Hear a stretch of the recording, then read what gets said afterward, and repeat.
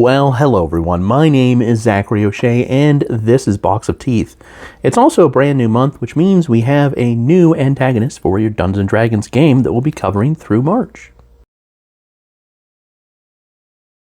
So far in this Universal Antagonist series that I've been doing, we've covered a Frankenstein-like monster, more like a Bride of Frankenstein, and then last month was a Wolfman. This month, I figured, why don't we just go to that classic of them all, which is Count Dracula. But what would Count Dracula be without their Van Helsing? And what if we rolled them into one? Which is why I came up with La Contessa. La Contessa covers the following horror subgenres: scientific horror, gothic horror, vampiric horror, and that phrase we've heard many times: he who fights with monsters might take care lest he thereby become a monster. And if you gaze long into the abyss gazes into you. Bearing a severe widow's peak and a sardonic smile, La Contessa lurks in the shadows, stalking her prey. Due to her bloodshot gaze behind spectacles, raven hair, and pallid disposition, the noblewoman is often mistaken for a vampire. In truth, while she is undead, her state is due to science instead of the supernatural. Clad in the finest studded leather as dark as night and a cloak of direwolf fur, La Contessa is always eager to battle against her hated foes. Her custom-made sword is actually a vat-grown mimic with a taste for undead flesh. Alchemical grenades are secreted across her attire. La Contessa draws her weapons with supernatural speed. Wherever La Contessa treads, she leaves a trace of essential salts behind, which she must leech from others to survive and continue the hunt. Here's where the gothic horror and vampiric horror and scientific horror really all blend together. La Contessa's accursed state stems from her hatred of bloodsuckers. Over a century ago, her city was antagonized by a coterie of vampires and their spawn. Blood ran in the streets as dozens of her subjects died on a weekly basis. First, her family employed heroes to take care of this undead scourge, but they failed. In retaliation, the vampires murdered La Contessa's husband and turned her two sisters into spawn. La Contessa went to war herself. Always of keen intellect, the noblewoman turned to arcane black sciences and gained an upper hand. While she saw great success at first, the fight became one of attrition as the vampires went underground, like ticks digging deeper into the skin. The bloodsuckers decided to wait this woman out. After all, they were immortal, and she was not.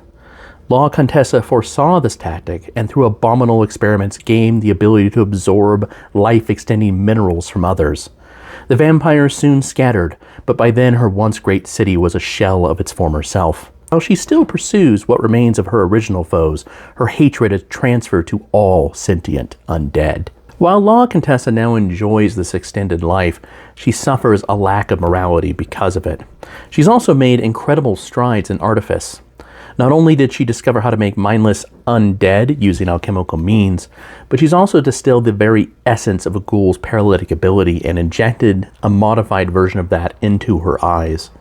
La Contessa carries a collection of bombs unlike anything her peers in the field might create. Her greatest accomplishment was filling her veins with an embalming fluid that can cure the living but is poisonous to undead.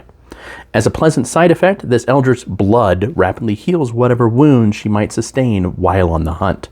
All this being said, let's take a look at La Contessa's stats for Dungeons & Dragons 5th edition.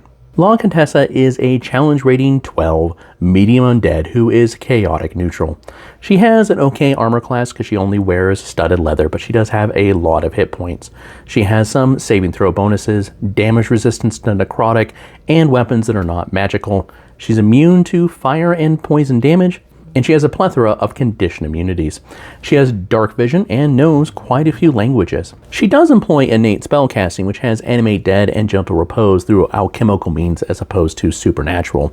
She also has that paralyzing gaze that I mentioned, which is very similar to a Medusa's gaze. It starts by slowing the creature and then paralyzing them if they do not make their save, because there is no duration. They're paralyzed until either they die or somebody uses lesser restoration or a like spell to cure them. And this paralyzing gaze can still affect undead creatures that are normally immune to paralyze. She has legendary resistance. She does always carry the same magical equipment, which is a ring of non-detection and slippers of spider climb, but hers are actually knee-high boots because she wants to be fashionable.